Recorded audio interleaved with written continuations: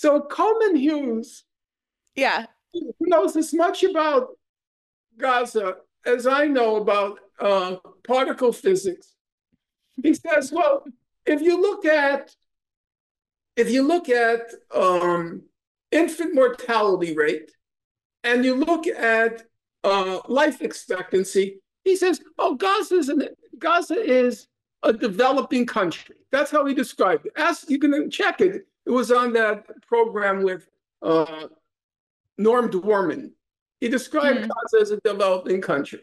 I spent several hours the other day looking up li- the most basic proxy health measurements in Gaza: life expectancy, infant mortality, under five mortality. These are arguably the three most basic snapshot pictures of how a society is doing.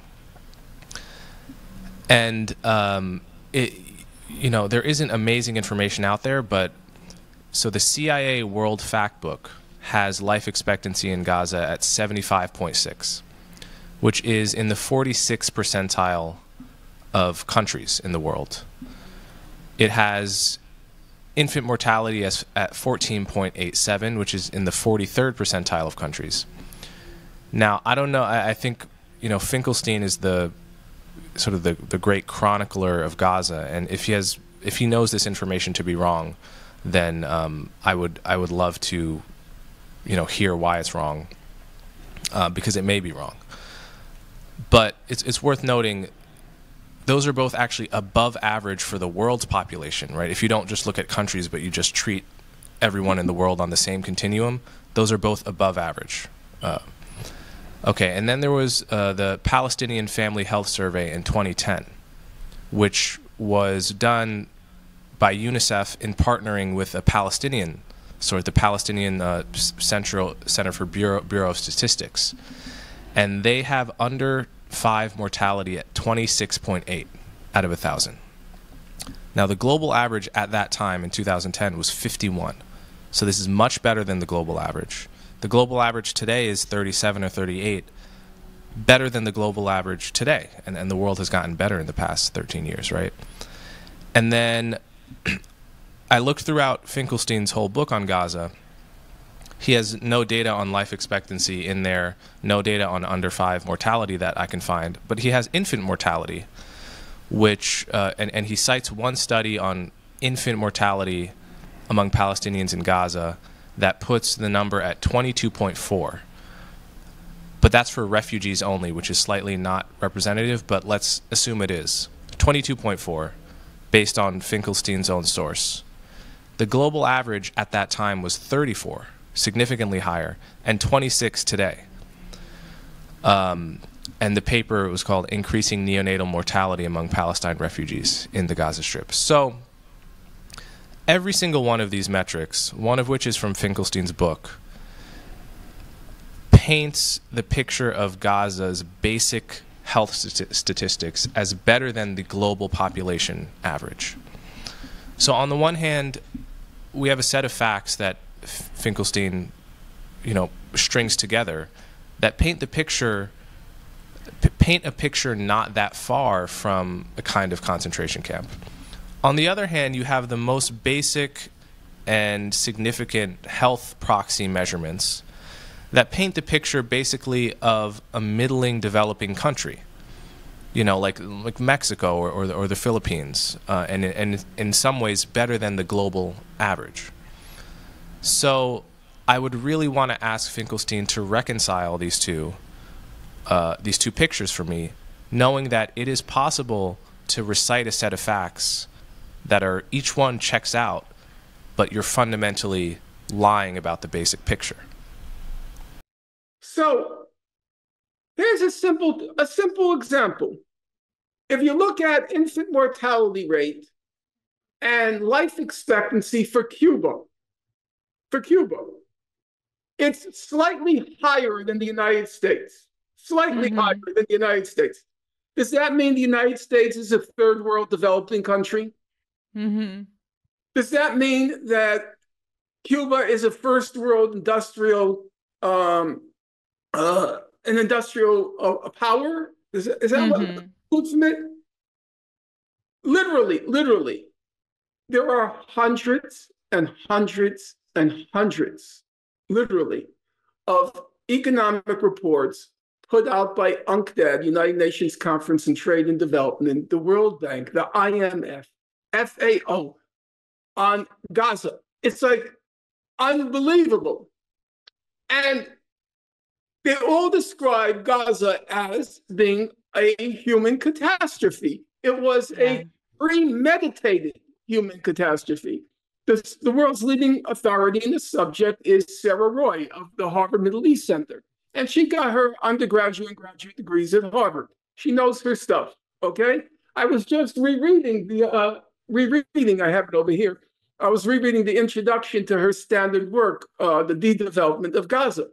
And she shows systematically over a period how Israel systematically de-developed, in layperson's terms, wrecked Gaza to make it unsustainable, okay?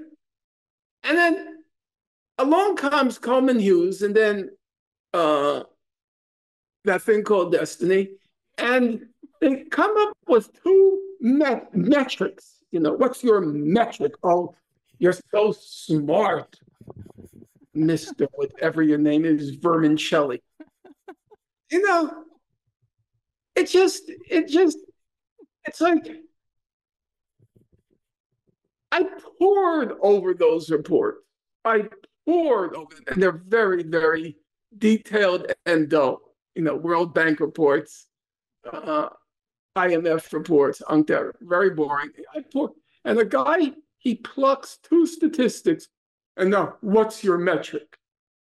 And then the whole issue came up of starvation in Gaza. And I said at that point, 1/4 of the population was on the verge, I just quote, on the verge of famine. Now, at that point, it was already famine, on the verge of famine. And they start laughing. They thought that was so funny. Benny Morris and Destiny. He says, I called him this. That thing called this. and he says, how do you know that? How do I know that? Well, I know that because every agency is saying it. He said, oh, now you're deferring to authority. Yeah. When you don't know what you're talking about, you turn to those who do know what's talking about, what they're talking about. And I said, I don't know, I don't expect that you have, but if you ever go to look at how hunger, starvation, and famine are classified, it's a very complex formula. I tried many, many times to commit it to my memory. So I said to him, it's a very complex formula how they do that. If you just go right now, go to FAO, the Food and Agricultural Organization, and just look how they calculate famine. It's a very complex formula. And all he says, all they do, well, actually, Mars there, to his credit, when I was saying he was nodding. He knew enough to know that, yeah, these aren't simple terms. Even today, who was it that was quoting? I was just reading somebody who said, famine is a scientific term. It's a very complex formula. It's the IPC, that IPO or IPC that puts out the formula. And it's a very complex one. And then to have to argue with somebody who has not a clue what he's talking about. It was, as I said, I took it as an affront. Now, you might say, well, why didn't Moeen and why didn't Benny Morris take it as an affront? First of all, I didn't think Benny Morris cared very much. Benny Morris was remarkably passive. I mean, I leveled very serious allegations at him. And have you spoken to him afterward? Have you had any communication with him since? It's an interesting story. I was determined not to shake his hand. Now, you might think that's trivial, but it comes from my upbringing. During the war in Vietnam, there used to be debates between liberals and people like William Buckley, who was the arch and the exemplary conservative in my generation, William Buckley. And he had a very famous program, which is worth it for you to watch on YouTube. It's called Firing Line. And it's worth it. You'll find it entertaining, and to some extent, you'll find it riveting. Now, he had on a lot of liberals, like the liberal John Kenneth Galbraith, the economist, or the liberal Allard Lowenstein, okay? And they would argue over the war in Vietnam. And then at the end, they would stand up and hug each other. Hmm. And I remember watching it at home. And my mother did not like that. We're talking about death.